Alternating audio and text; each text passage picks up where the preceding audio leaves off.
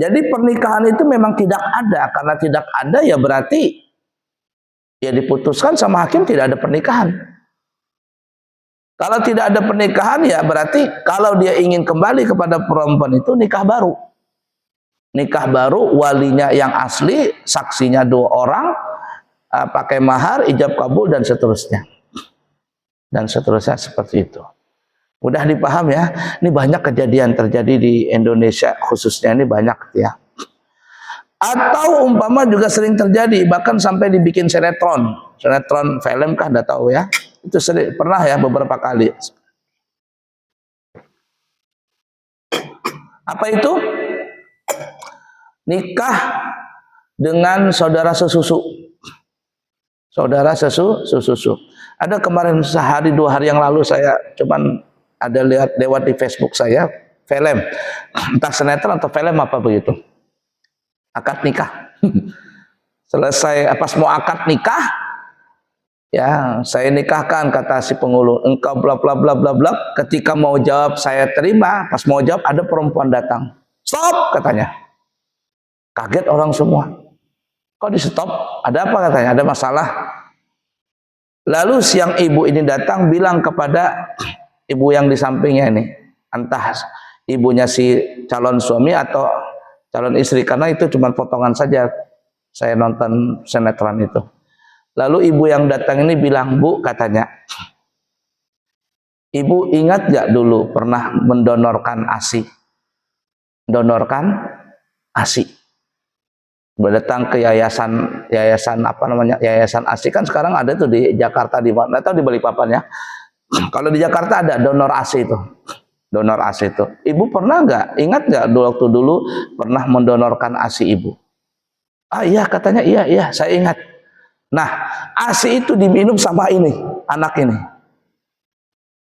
Nah jadi anak ibu yang entah yang perempuan yang laki, pokoknya yang perempuan umpama ini ya, ini saudara sesusu dengan si laki-laki ini.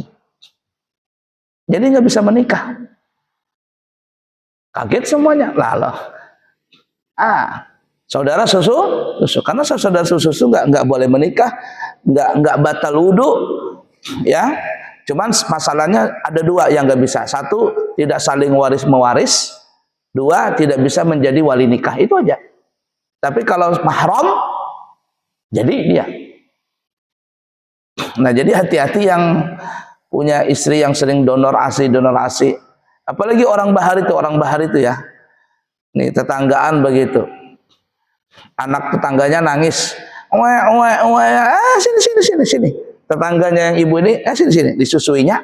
Itu sering terjadi dulu tuh. Susuinya ngek begitu. Apa yang terjadi? Jadi saudara susu, jikalau ibu yang menyusui ini punya anak juga, saudara susu dia. Cuman masalah saudara susu ini itu memang ada beda pendapat berapa kali susuan. Dalam mazhab Imam Syafi'i itu 5 kali susuan. 5 kali susuan, setiap kali susuan kenyang. Jadi anak itu disusuin nget sampai dia kenyang.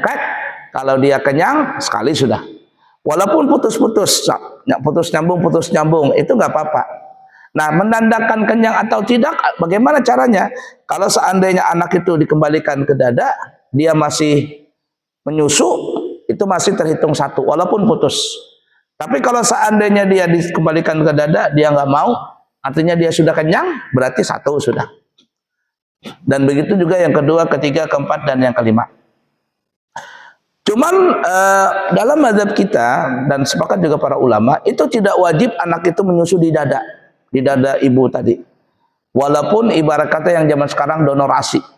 Ada seorang ibu donor ASI, dimasukkan dalam kulkas, dicatat namanya si ibu ini, ya dari RT siapa kemana. Nanti anak ASI ini diberikan kepada anak-anak yang kekurangan ASI dari ibu kandungnya. Nanti dicatat juga tuh ibu kandungnya siapa, anaknya siapa, lengkap datanya. Nah jadi tidak wajib di dada tadi. Itu mazhab Syafi'i. Tapi kalau mazhab Maliki nih, walaupun sekali aja, jadi sudah itu namanya itu apa namanya itu anak susuan. Walaupun cuma sekali, walaupun ibarat kata sekali kucup aja, tok sudah tetelan, sudah jadi saudara sesusu dalam mazhab Imam Malik.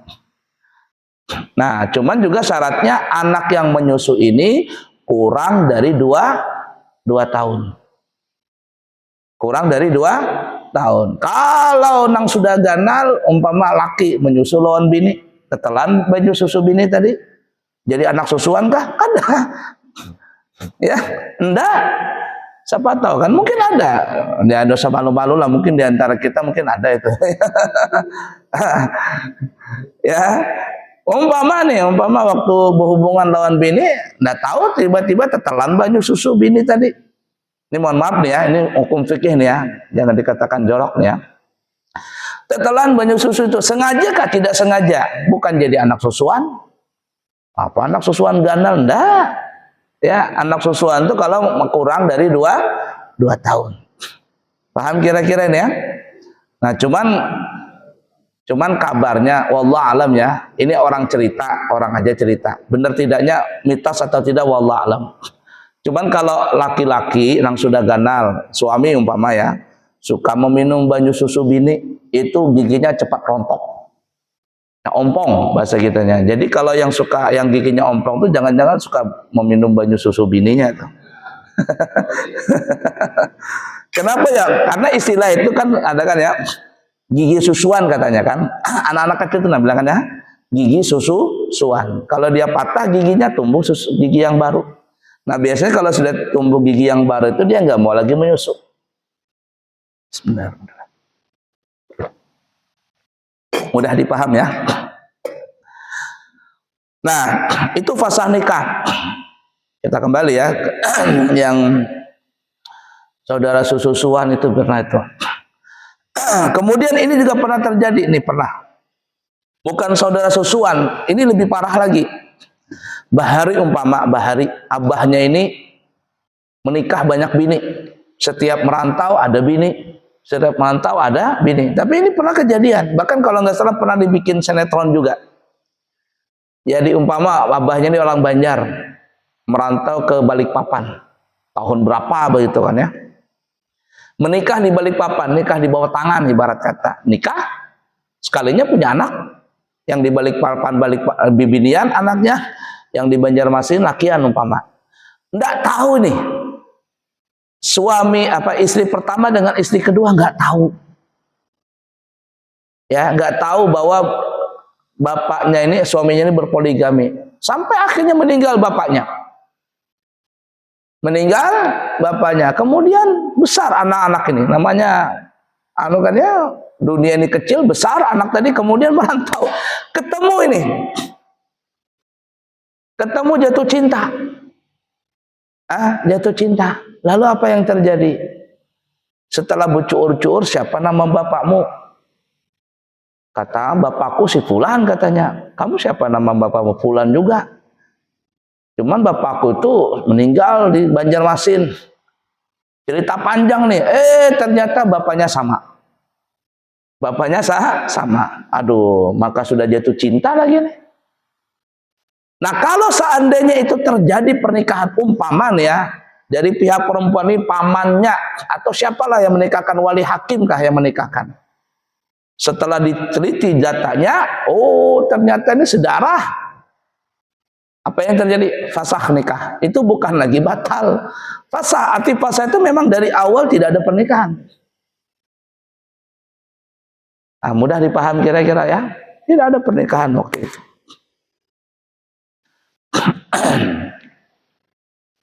Nah begitu juga di dalam fikih itu ada juga namanya masalah masdud. Masdud itu umpama, ini contoh yang lainnya, fasakh nikah.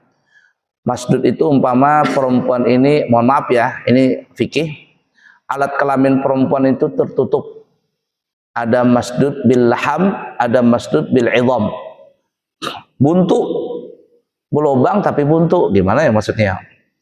Buntu dengan ada daging, di dalamnya ada daging. Jadi ibarat kata tidak bisa melakukan hubungan. Ada tertutup pakai daging, ada tertutup pakai tulang. Nah itu tuh pernah terjadi seperti itu. Apa namanya? Fasakh namanya. Kata suaminya, bagaimana aku begini? Sakit kepala, ya sudah. Fasakh nikah. karena tidak ada pengakuan dari pihak istri. Atau apa? Ternyata ini terjadi nih ya. Ternyata apa? Suaminya ini laki-laki. Laki-laki, fasah nikah. Bentuknya dia perempuan, sekalinya sama. Ya. Sekalinya sama. Apa ini?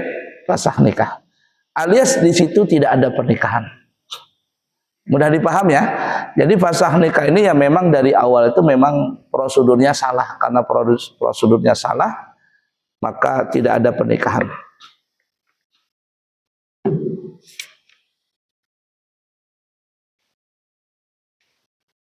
Saya ini selama ngajar di sini hampir jarang bapak-bapak bertanya. Ada yang bertanya kah ini?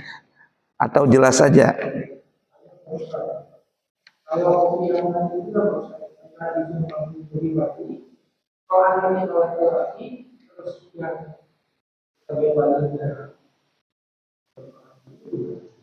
anaknya laki-laki. Kalau laki-laki kan nggak perlu pakai wali. Anak laki-laki itu nggak pakai wali. Si laki-laki itu aku terima nikahnya. Nah, yang pakai wali itu perempuan. Ya enggak? Makanya tadi kita bilang anak itu laki-laki, siapapun anak laki-laki, mau dia mohon maaf ya, dari anak zina, anak apa begitu, anak dari hasil naudzubillah dari mohon maaf lah ya, dari pemerkosaan, tapi anak laki-laki nih, dia aman. Dia mau menikah dengan siapa saja boleh. Karena tidak diperlukan wali dari laki-laki itu. Yang diperlukan wali itu perempuan. Gitu ya. Ada lagi kah? Selama saya ngajar di sini berpuluh-puluh tahun jarang orang bertanya, kayak pintar semuanya sudah di sini.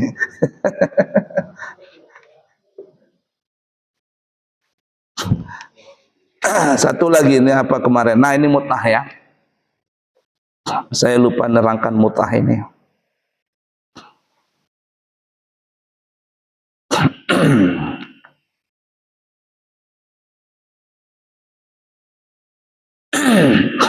Nah kemudian mut'ah. Nah ini ya kemarin lupa nerangkan. Ini ada biasanya di pengadilan diterangkan nih mut'ah. Mut'ah ini adalah pemberian dari suami kepada istrinya. Ya bahasa kitanya apa ya? Cendera mata kah atau apa ya? Tali kasih kah? Tali kasih dari akhir perpisahan. Ini kalau seandainya perceraian itu dari pihak suami, ini tolak. Sudah paham tadi ya? Tolak fasah dengan tolak hulu dengan fasah. Jadi kalau tolak yang menggugat cerai adalah suami. Kalau hulu yang menggugat cerai adalah istri dengan membayar tebusan kepada suami. Kalau fasah, ya fasah memang nggak ada nikah. Digugurkan pernikahan itu. Nah, ini mut'ah. Mut'ah ini pemberian dari suami kepada istrinya, kepada mantan istrinya. Apabila terjadi tolak, arti tolak itu suami yang menggugat cerai. Nah, mut'ah ini pemberian kepada sang suami kepada istri. Entah apa ya pemberiannya, sesuai apa namanya itu sesuai kesepakatan saja atau kerelaan mereka. Ya, kerelaan di antara keduanya. Ya cendera mata ke apa gitu lah ya, mut'ah ini. Ini hukumnya para ulama banyak mengatakan wajib ya, mengatakan wajib, ya wajib kepada dari suami kepada istri. Dan juga perlu diingat selama yang kita sebutkan kemarin, selama iddah kurang lebih kalau di KUA itu dihitung 90 hari dari waktu bercerai sampai 90 hari ke depan. Itu sang suami tetap wajib ya, ingatin ya, kalau ada yang bercerai ya, suami itu tetap wajib memberikan nafkah. Kalau umpama sang suami itu memberikan nafkah khusus untuk istrinya sebulan itu umpama 5 juta, ya 5 juta itu wajib terus. Sampai iddahnya selesai ya, kurang lebih berapa 90 hari, berapa itu kurang lebih 4 bulan 5 bulan itu ngasih. Ini nafkah. Kenapa ya wajib nafkah? Karena ini masih istrinya. Masih istrinya. Ibarat kata itu apa ya? Bebas bersyarat masih. Bebas bersyarat, belum bebas seluruhnya. Bebas bersyarat. Artinya kalau suami ini sewaktu-waktu ingin merujuk istrinya lagi, kata suaminya, aku rujuk kamu. Maukah nggak mau istrinya ini kembali kepada suaminya, tetap menjadi istrinya lagi. Itu kalau berlaku talak 1, talak 2. Kata suaminya, aku jadikan kamu istriku lagi, langsung. Atau nggak ngomong-ngomong, tiba-tiba langsung aja begitu berhubungan. Nah, gimana nih? Jadi lagi istrinya. Tanpa itu lebih parah daripada isyarat, daripada ngomong. Ya, 3 bulan rindu, bertelepon-teleponan. Kata suaminya, aku ini kepingin ngajak kamu makan katanya. Di mana? Ya kita makan di restoran katanya. Makan di restoran. Setelah makan di restoran, pindah tumbuh lagi rasa cinta. Ayo kita nyewa kamar aja di atas itu nah. Hubungan jadi lagi suami istri, ya. Jadi seperti itu tuh. Nah jadi wajib memberikan nafkah. Nah, ini masih istrinya. Ya kalau ibarat kata tuh bebas bersyarat. Tapi kalau sudah selesai iddahnya, bebas sudah tanpa syarat lagi, bebas sebebas-bebasnya sang istri tadi. Mau dia mau nikah dengan laki-laki lain boleh, mau dia kembali kepada suaminya boleh. Nah, ya, seperti itu.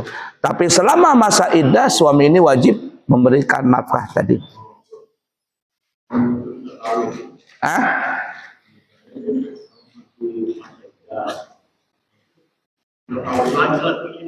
Wajib masih.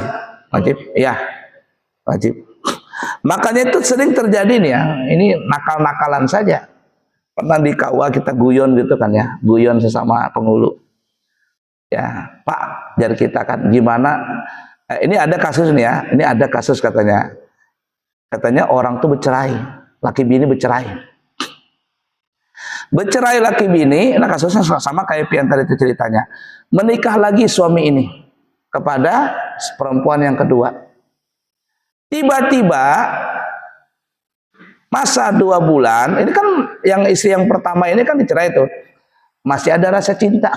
Dirujuknya kembali, aku merujuk kamu sebagai istriku. Habis dia berpoligami jadinya. Itu kalau laki-laki nang akal-akali katanya. Nah ini kata waktu itu kan kita kumpul di kawan. Nah ini bisa ngakal-ngakal itu beban PNS ini nih. Beban PNS ini bisa ngakal-ngakal. Bercerai dulu lawan bini pertama, nikah lagi dengan bini kedua. Belum idahnya belum selesai. Yang bini kedua ini, bini pertama ini, aku rujuk lagi kamjarnya. Habis poligami jadinya. Bini pertama akhirnya jadi bini kedua. Ya sudah. Itu banyak kejadian itu yang seperti itu. Nah ya. Nah jadi selama iddah itu walaupun suaminya nikah lagi wajib untuk memberikan tadi mut'ah tadi itu. Apa namanya? Nafkah tadi. Nah beda dengan mut'ah. Mut'ah ini bahasa kitanya apa ya? Cendramata. Ini juga tambahan. Tambahan dari suami ya sesuai dengan kemampuan suami. Dan hakim yang menentukan itu. Hakim yang menentukan itu. Kata hakim, kamu berikan kepada istrimu sekian. Wajib sebagai cendramata terakhir perpisahan. Tapi kalau rujuk kembali ya sudah, cendramatanya kalau belum dikembalikan, belum dikasihkan ya enggak apa-apa. Tapi kalau sudah dikasihkan enggak bisa lagi diambil kepada suami.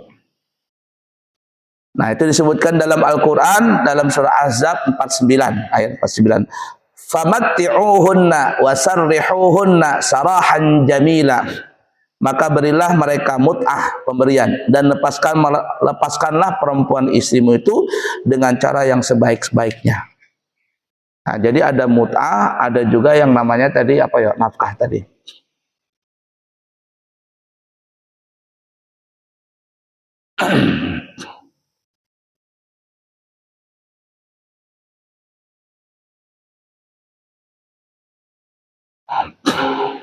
Ya, habis. Ada pertanyaan lagi?